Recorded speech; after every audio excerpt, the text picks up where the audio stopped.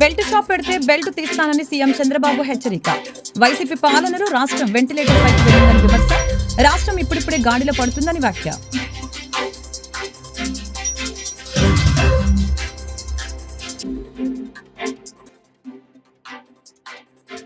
తెలుగువారు ప్రపంచవ్యాప్తంగా ఉండటానికి సీఎం చంద్రబాబు ముఖ్య కారణమన్న డిప్యూటీ సీఎం పవన్. రాష్ట్ర భవిష్యత్తు పట్ల విశ్వాసాన్ని తీసుకువచ్చిన చంద్రబాబుకి ధన్యవాదాలు తెలిపిన ఉప ముఖ్యమంత్రి.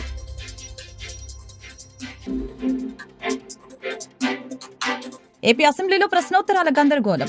అధికారుల నిర్లక్ష్యమే దానికి కారణమంటూ స్పీకర్ అయ్యన్న పాత్రుడు ఆగ్రహం. ఒక శాఖకు వచ్చిన ప్రశ్నల్ని వేరే శాఖకు ఎలా పంపుతారని ప్రశ్న. బెల్ట్ షాప్ పెడితే బెల్ట్ తీస్తామని సీఎం చంద్రబాబు నాయుడు తెలిపారు. మాస్ వార్నింగ్ ఇచ్చారు. వైసీపీ పాలనలో రాష్ట్రం వెంటిలేటర్ పైకి వెళ్లిందని విమర్శించారు. రాష్ట్రం ఇప్పుడిప్పుడే గాడిలో పడుతుందని వ్యాఖ్యానించారు. ఏదైతే ఎన్నికల మేనిఫెస్టోలో చెప్పామో ఆడబిడ్డలకు దీపం 2 ఈ రోజు ఒక విధంగా ఆలోచిస్తే చరిత్ర దిశ సమైక్య ఆంధ్రప్రదేశ్ దీపం కార్యక్రమం నేనే పెట్టా. ఆ రోజు దేశంలో ఎవ్వరూ కూడా ఆలోచించినప్పుడు మా తల్లి కష్టాలు నేను ఒకసారి ఆలోచించుకుని ఎవరైతే ఆడబిడ్డలు ఉన్నారో ఏ ఆడబిడ్డకు అలాంటి కష్టం రాకూడదనే ఉద్దేశంతో ఆ రోజు దీపం ప్రవేశపెట్టాం. ఈ దీపం యొక్క ముఖ్యమైన ఉద్దేశం చూస్తే ఆ దిశ ఎక్కడెక్కడో కట్టెలు తెస్తారు. ఓసారి వర్షాకాలంలో బయట ఉంటే కట్టెలన్నీ ఎండిపోతే బాగా తడిచిపోతే ఆ కట్టెలు తీసుకొచ్చి పొయ్యిలో పెడితే ఎంత పొగంటే ప్రతి ఒక్క ఇంట్లో ఒకే బెడ్రూమ్ ఇల్లు ఉంటుంది, రూమ్ ఒకటే ఉంటుంది, అక్కడే కిచెన్, అక్కడే డైనింగ్, అక్కడే పడుకుంటారు. ఇల్లంతా కూడా పొగొస్తే ఆడబిడ్డలు పడే కష్టం అవన్నీ చూసిన తర్వాత నాకు అనిపించింది.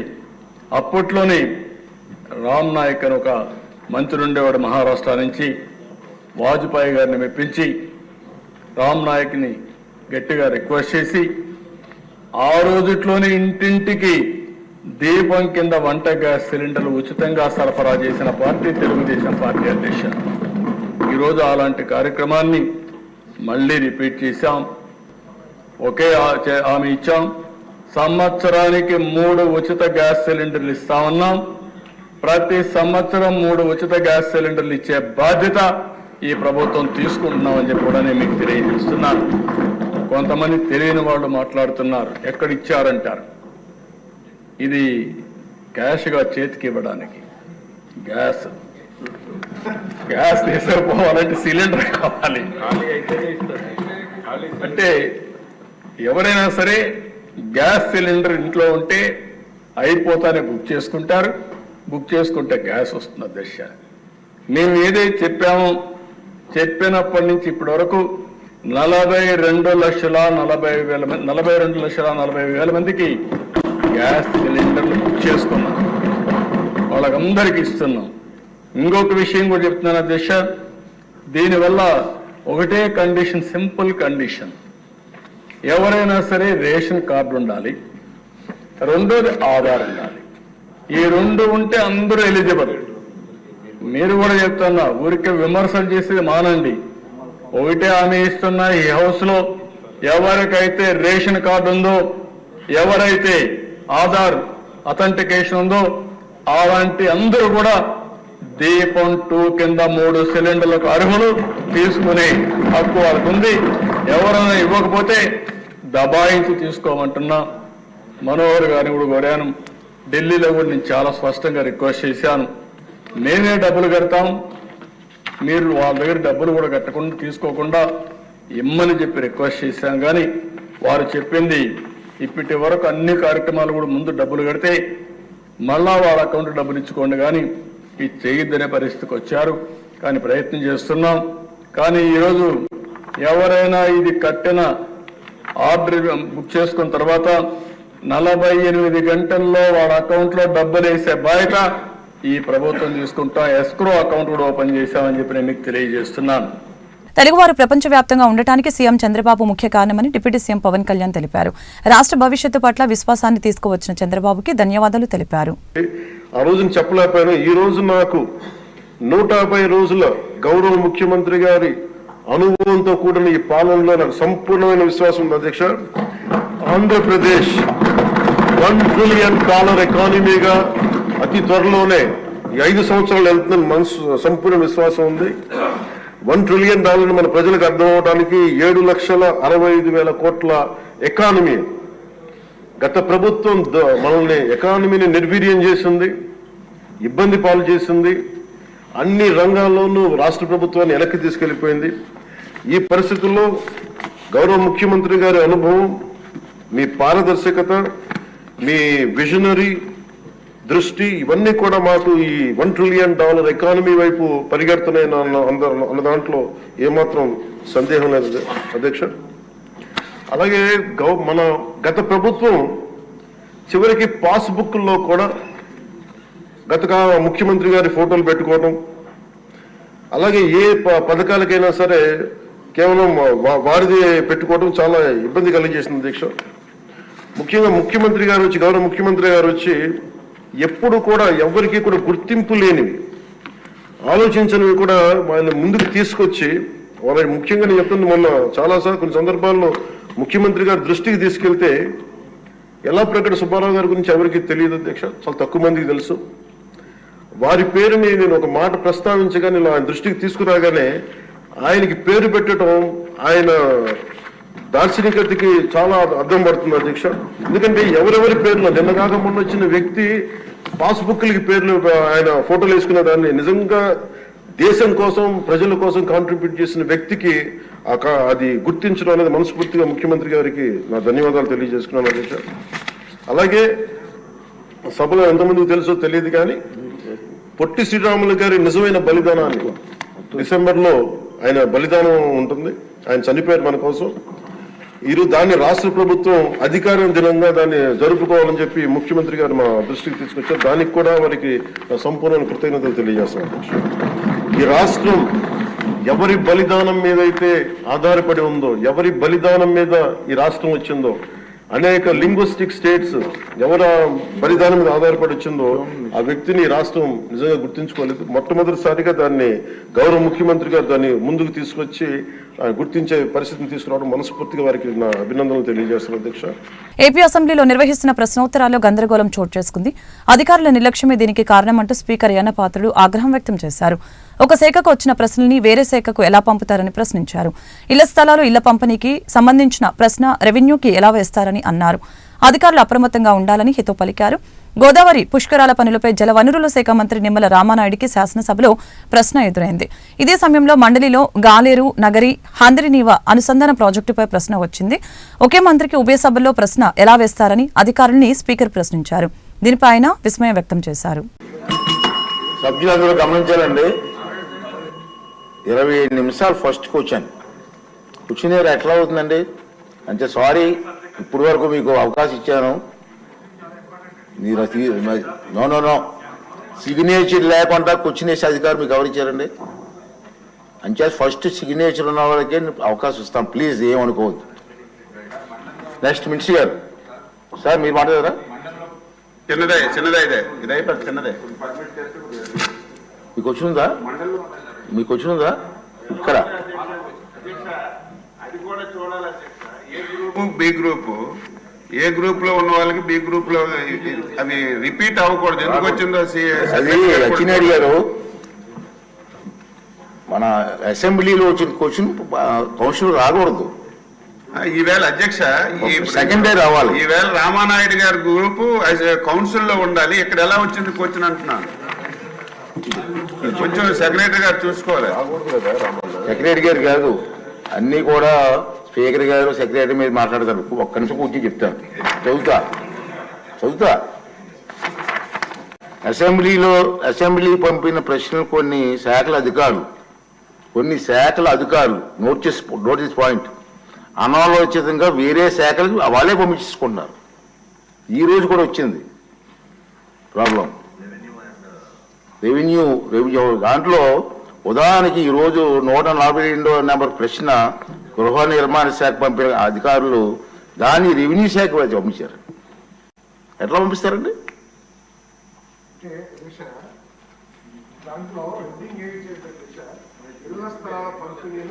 అని హెడ్డింగ్ ఇచ్చారు అధ్యక్ష. క్వశ్చన్ లో మాత్రం బాడీలో మాత్రం ఎక్కువ హౌసెస్ గురించి క్వశ్చన్లు అడిగారు, బట్ క్వశ్చన్ హెడ్డింగ్ మాత్రం ఇళ్ల స్థలాల పంపిణీలో అవకతవకలు. అంటే నేను కామెంట్ చేయట్లేదు సార్, ఇటువంటి పొరపాట్లు జరగకుండా చూడమంటున్నాను నేను. సార్ మీరు వెళ్ళి పోస్ట్ పోన్ చేయమని పోస్ట్ చేస్తున్నారు, వెళ్ళి ఆన్సర్ తీసి వస్తారా, ముందు ఇచ్చేయమంటారా, మరి ఆ మంత్రి గారు ఒప్పుకుంటారా?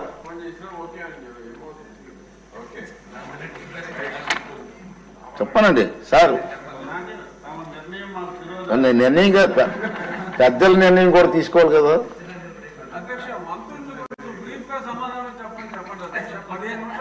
మంత్రులు బాగా చెప్తున్నారండి, మీ సభ్యులే క్వశ్చన్లు ఎక్కువైపోతున్నాయి. సిగ్నేచర్ పెట్టిన వాళ్ళకే అవకాశం ఇస్తామని డెసిషన్ తీసుకుందాం. సార్ క్వశ్చన్ నెంబర్ రామనాయుడు గారు.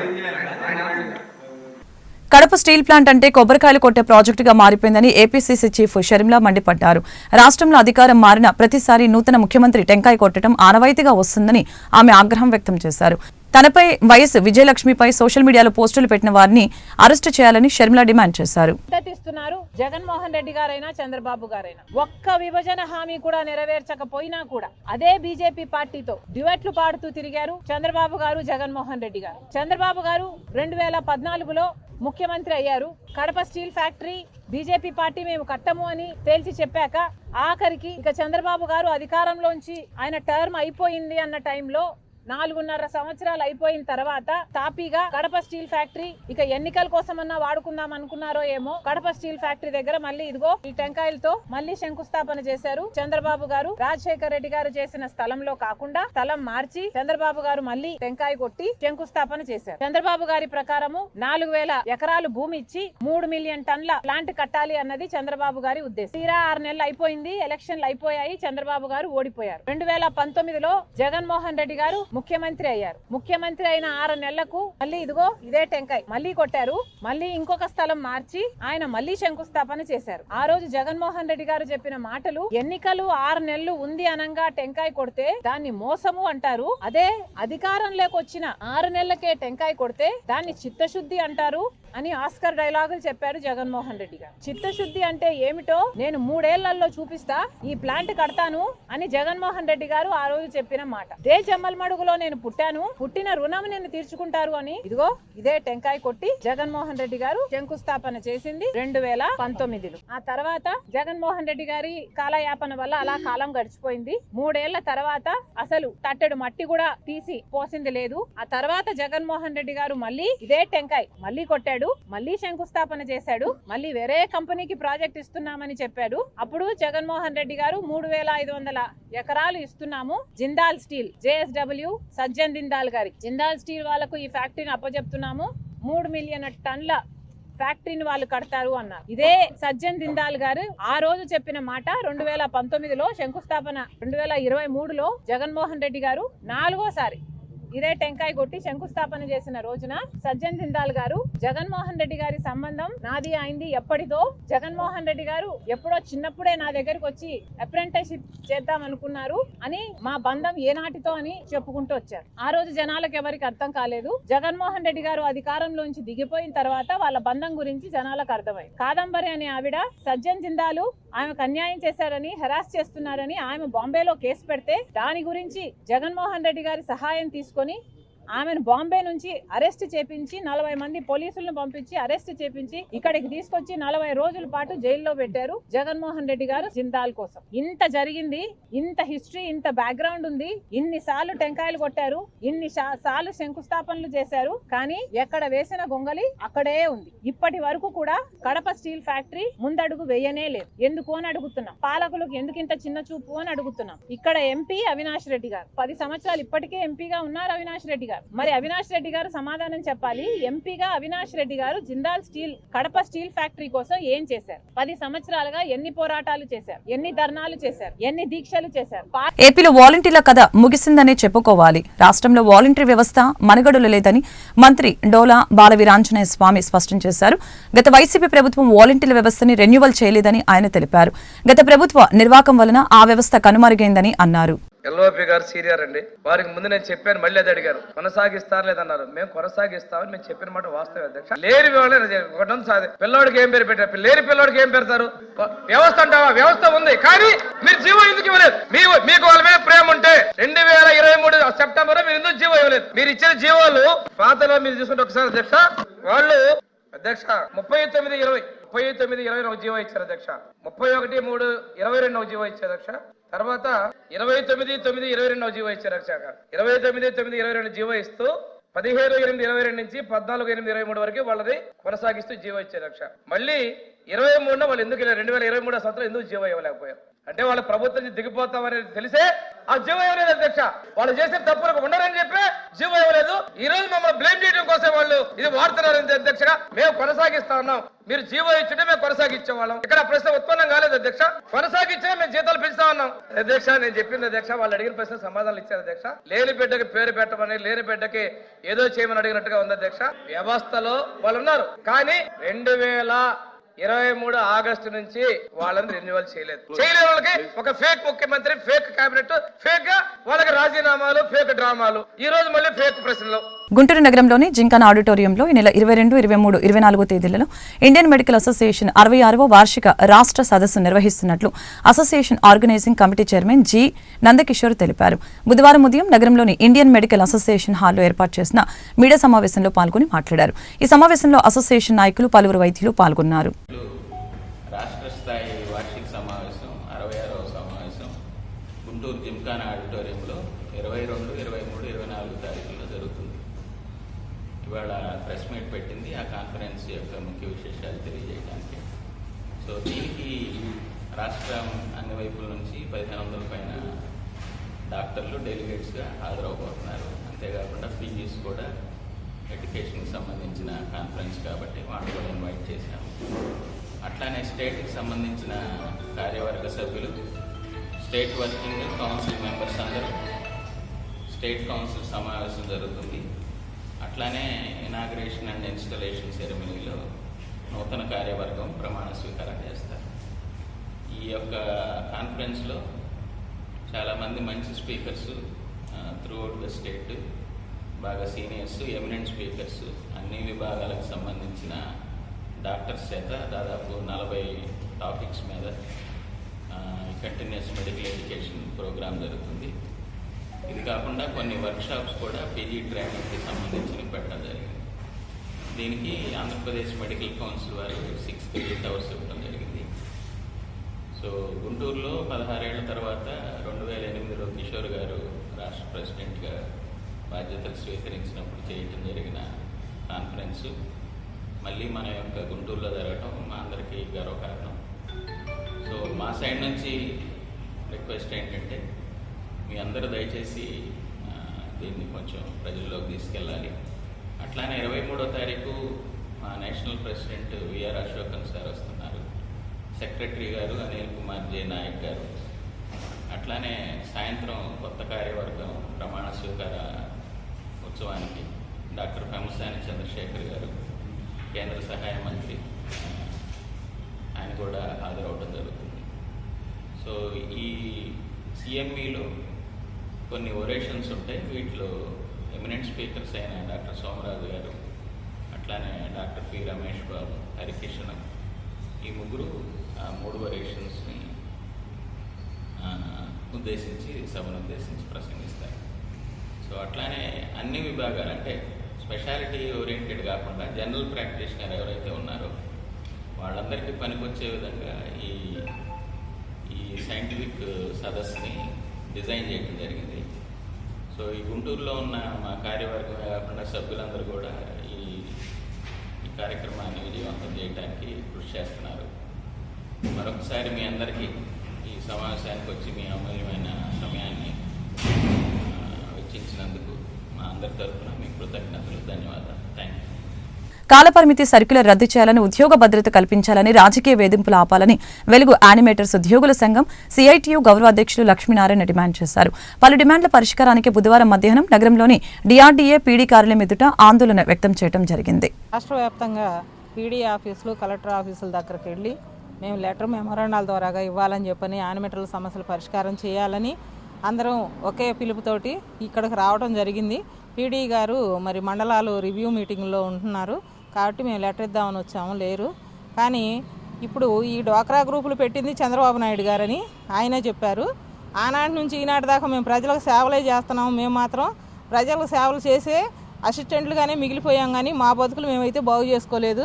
మాకు ఏనాటికి కూడా ముందుకు రావడానికి కూడా అందరినీ రానికోకుండా కూడా ఎక్కడికక్కడ కట్టడి చేసి ఎక్కడికక్కడ వర్కులు అప్పచెప్పి ఎవరు పోవడానికి లేదనే లెక్కలో ఉంటున్నారు. మా వాళ్ళు కూడా దానికి కొంత భయపడిపోయి కూడా రావడానికి వెనకడిగేస్తున్నారు. కనుక వివోఏలకి ఈ రోజు వరకు కూడా న్యాయం అంటూ జరగలేదు. 23 ఏళ్ల నుంచి కూడా చేస్తూనే ఉన్నాము యానిమేటర్ల ఉద్యోగాలు. అయినా కూడా ఈ రోజు వరకు కూడా ఎదుగు బొదుగు లేని జీవితాలే. ఇచ్చేది 8,000, పోయిన ప్రభుత్వం 10,000 అని ప్రకటించింది, లేదు. ఎందుకు లేదని అడిగాం. అడిగితే ఏం చెప్పారంటే మీరు 10 లక్షలు గ్రామ సమైక్యంలో తిప్పండి, 10 లక్షలు వడ్డీలు, మీకు 10,000 వడ్డీలు వస్తే అందులోంచి 2,000 తీసుకోండి, అప్పుడు మాత్రం మేము ఇచ్చే 8,000 2,000 కలిపి 10,000 అవుద్దని చెప్పని వాళ్ళు చెప్పడం జరిగింది. వాళ్ళ ప్రభుత్వం వెళ్ళిపోయింది, మళ్ళీ ఈ ప్రభుత్వం వచ్చింది. ఈ ప్రభుత్వం వచ్చిన కాడి నుంచి అన్ని జీవోలే, అన్నీ ఇప్పుడు ఆన్లైన్ వర్కులే. అయినా సరే ఆన్లైన్ వర్కులు చేస్తున్నాము. అయితే ఆన్లైన్ వర్కులు ఇచ్చేటప్పుడు కూడా కనీసం టైం ఇవ్వటం లేదు. ఇయ్యంగానే ఇచ్చిన కాడి నుంచి చేయండి అని చెప్పని అమ్మడపడుతున్నారు. అధికారులు అయితే ఏమి పైనుంచి కింద వరకు అందరూ కూడా యానిమేటర్లను ఇబ్బంది పెడుతున్నారు. ఎందుకంటే వర్క్ విషయంలో అవ్వాలని. అయినా సరే మేము కూడా చేస్తున్నాం. కానీ మాకు పెండింగ్గా 7 నెలల జీతాలు పెండింగ్ పడ్డాయి, 2 నెలలు వచ్చినాయి రీసెంట్గా, ఇంకా 5 నెలల జీతాలు రాలేదు. ఆ జీతాలు వెంటనే ఇవ్వాలని, మాకు కూడా ఇన్సూరెన్స్ కల్పించాలని, అదే ప్రకారంగా యానిమేటర్లను కొంతమందిని పార్టీల పరంగా రాజకీయంగానని చెప్పని కొంతమందిని తీసేశారు. తీసేసిన వాళ్ళని అనవసరం ఇప్పుడు ఆ పార్టీ వచ్చి అది చేసింది, ఈ పార్టీ వచ్చి కూడా అదే చేసింది అని చెప్పానంటే మనకి వాళ్ళకి తేడా కనపడాలి. కాబట్టి అలాంటి తీసివాల్సిన వాళ్ళకి పొట్టగొట్టకుండా వాళ్ళని మళ్ళీ వెంటనే విధుల్లోకి తీసుకోవాలని చెప్పని మేము కూడా డిమాండ్ చేస్తున్నాము. అదే ప్రకారంగా ఇప్పుడు ఈ సంఘాల్లో ఉన్న మహిళలందరూ కూడా పని చేసుకుంటేనే డబ్బులు కట్టాలి. లోన్లు తీసుకుంటున్నారు, 20 లక్షలు తీసుకుంటున్నారు. గతంలో చంద్రబాబు నాయుడు గారు పెట్టిన అప్పుడైతే 15,000 ఇచ్చారు. గ్రూప్ మొత్తం 10 మందికి 1,500 కాడికి పంచుకోవడం జరిగింది ఆ రోజున. ఈ రోజున మనిషికి ఒక్క 2 లక్షలు అంటే గ్రూప్కి వచ్చి 20 లక్షలు తీసుకుంటున్నారు.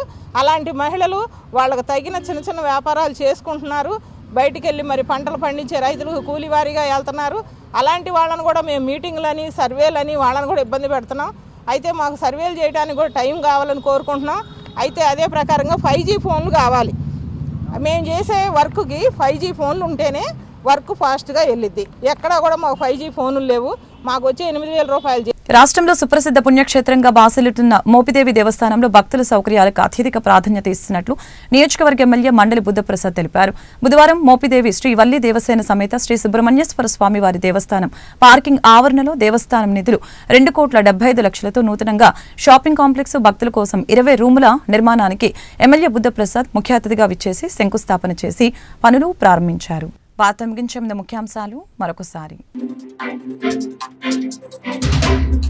బెల్ట్ షాప్ పెడితే బెల్ట్ తీస్తానని సీఎం చంద్రబాబు హెచ్చరిక. వైసీపీ పాలనలో రాష్ట్రం వెంటిలేటర్ పైకి వెళ్ళిందని విమర్శ. రాష్ట్రం ఇప్పుడిప్పుడే గాడిలో పడుతుందని వ్యాఖ్య.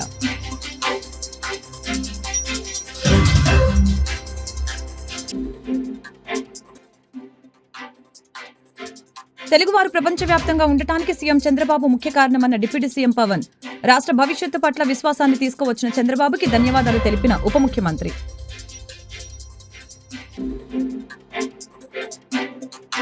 ఏపీ అసెంబ్లీలో ప్రశ్నోత్తరాల గందరగోళం. అధికారుల నిర్లక్ష్యమే దానికి కారణమంటూ స్పీకర్ అయ్యన్న పాత్రుడు ఆగ్రహం. ఒక శాఖకు వచ్చిన ప్రశ్నని వేరే శాఖకు ఎలా పంపుతారని ప్రశ్న. ఈ వార్తలు ఇంతటితో సమాప్తం. మరొక బులెటిన్లో మళ్ళీ కలుద్దాం. నమస్కారం.